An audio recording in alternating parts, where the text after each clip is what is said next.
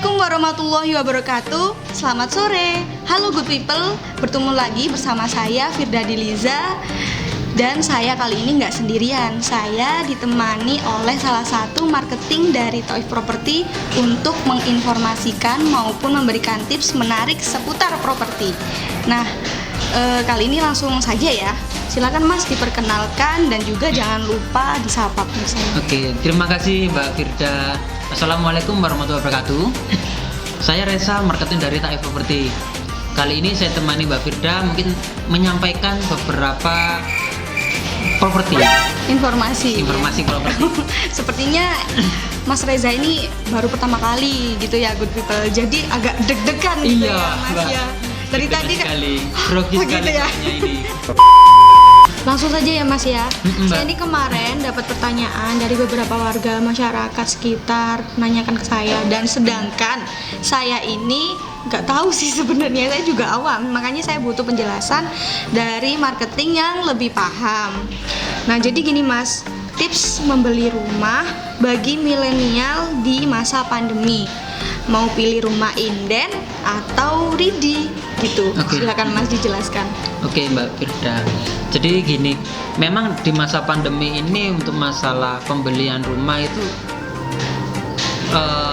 orang-orang yang berhubungan langsung properti itu memang mikir bagaimana sih cara baiknya itu membeli secara inden atau ready, ready Iya. stock. Jadi sebelum saya ngomong masing-masing, kita perlu tahu dulu kira-kira inden itu seperti apa. Kalau inden sendiri yang pasti itu kan pembelian rumah, Ya. barangnya belum ada. Oh, jadi Jadi istilahnya kita pesan. bangunannya belum ada, masih berbentuk tanah. Masih berbentuk konsep, berbentuk Oh, tanah konsep. seperti itu, Gitu. Mbak Firda. Heeh. Terus kemudian kalau untuk kita yang pembelian ready. secara inden, itu kita ada beberapa kelebihan memang Mbak Firda. Apa itu Mas? Kelebihannya itu pertama, harga jual yang pasti relatif lebih murah. Oh gitu, malah lebih murah ya? Karena kan proyek-proyek baru belum ada bangunan sama sekali, yang pasti Masih dengan adanya harga murah itu pihak developer masih Iya. memberikan beberapa promo-promo yang banyak sekali. Oh, Seperti gitu. itu. Terus yang kemudian yang kedua itu pembelian secara inden itu sama dengan investasi. Misal ada orang tujuannya itu membeli rumah bukan untuk dihuni, tapi untuk investasi masa depan. Mungkin Oh, hari jadi tuanya. mungkin belinya itu untuk dikontrakkan, Seperti itu. gitu. Oh, Benar. Jadi Dan belinya tanah gitu ya? Dan rata-rata orang pembelian inden itu tujuannya untuk investasi itu tadi. Mereka itu nggak mikir cepet-cepet untuk nempatin. Oh, cuma yang penting kita punya tabungan investasi properti gitu. Seperti itu. Nanti dibangun kalau ada orang yang mau gitu. Biasanya kayak gitu ya Mas? Iya ya? benar. Dan untuk pembelian inden biasanya pihak developer itu menawarkan ada caranya pembayarannya bisa lewat in-house, pembayaran lewat developer atau KPR. Seperti itu gitu. Mbak. Jadi sama aja ya Mas ya, tetap ada beberapa cara ya Mas ya? Seperti itu. Jadi kalau untuk pembayaran kalau untuk pembayaran in-house, untuk pembayaran ke developer itu menangnya mungkin mereka pihak pembeli itu dia enaknya nggak perlu ada tambahan bunga seperti KPR. Seperti Itu yang in-house Mbak. Oh itu yang in-house gitu. Terus ada lagi kelebihannya kalau untuk pembayaran rumah secara inden itu kita bisa memantau proses pembangunan unitnya.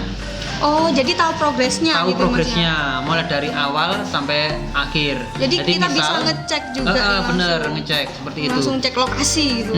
Cek lokasi, bisa ngawal istilahnya Mbak ya. Oh gitu. Itu. Terus Mas. Terus kalau misalnya Mbak Firda itu atau good people itu mau beli rumah secara ready, itu kelebihannya banyak juga sih Mbak.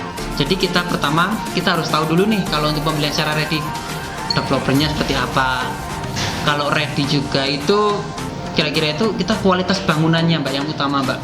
Karena kalau kita beli rumah secara ready, kita nggak tahu nih developernya seperti apa atau seperti apa. Tapi dengan adanya ready itu kita bisa tahu kualitas Bentuknya bangunannya kayak seperti gimana? Ini mudah. Ini sudah tanahnya pasti kayak gimana gitu, bangunannya gitu, ukurannya juga gimana, tipenya juga gimana. Seperti itu. Tapi kekurangannya ada. untuk kekurangannya untuk yang rumah ready itu sebelum kita beli rumahnya itu kita nggak bisa nggak bisa request Oh, jadi untuk ya rumahnya. Ya itu bentuknya bangunannya. ya kayak gitu, kecuali kalau dia mau sudah beli. Sudah beli itu beda Silakan lagi. direnovasi bisa kayak gitu. Seperti itu Mbak Firda. Oh, jadi kayak gitu. Jadi menurut Mas Reza sendiri tuh dari pribadinya Mas Reza sendiri yang banyak tahu dari masyarakat, biasanya mereka tuh lebih milih yang inden atau yang ready sih, Mas? Sebenarnya itu pilihan itu sebenarnya. Jadi ada beberapa user kita itu rata-rata ada yang pembelian secara ready, ada yang pembelian juga yang inden bangun. Jadi tergantung dari kebutuhannya masing-masing. Oh, gitu. Terus misalnya kalau ada user itu yang membeli rumah secara inden, kita harus tahu dulu nih, kita harus ada beberapa tips yang perlu diperhatikan untuk masalah pembelian rumah secara inden. Apa Kita aja harus tipsnya? tahu pertama Tipsnya apa aja? developernya seperti apa. Oh, jadi developernya. pengembangnya itu seperti apa. Terpercaya apa enggak? Masalah legalitasnya seperti apa, Oh, legalitas. perizinan rumahnya seperti apa, seperti Surat-suratnya itu juga. Surat-suratnya yang pasti seperti itu. Oh, Terus kemudian harus aman yang ya. kedua, Ya, yang kedua. kita juga harus tahu fasilitas umumnya seperti apa. Oh, jadi juga diperhatikan ya, Mas, ya, Iya, kayak gitu. pasti. Misalnya gini, untuk ngomong masalah fasilitas umum, karena perumahan sekarang ini kita nggak cuman dihuni untuk kita sendiri, karena kita ada keluarga kita yang ke sana. Oh iya, Terus benar kemudian sekali. tuh kalau fasilitasnya kurang, itu mungkin juga berpengaruh Ini kecewa juga, ya, Mas, kecewa ya. juga. Belinya karena Begitu. asal-asalan, nggak dilihat dulu sih kayak gitu ya, Mas, ya, Pasti itu. biasanya. Terus yang terakhir yang perlu diperhatikan adalah perlu cek lokasi dulu.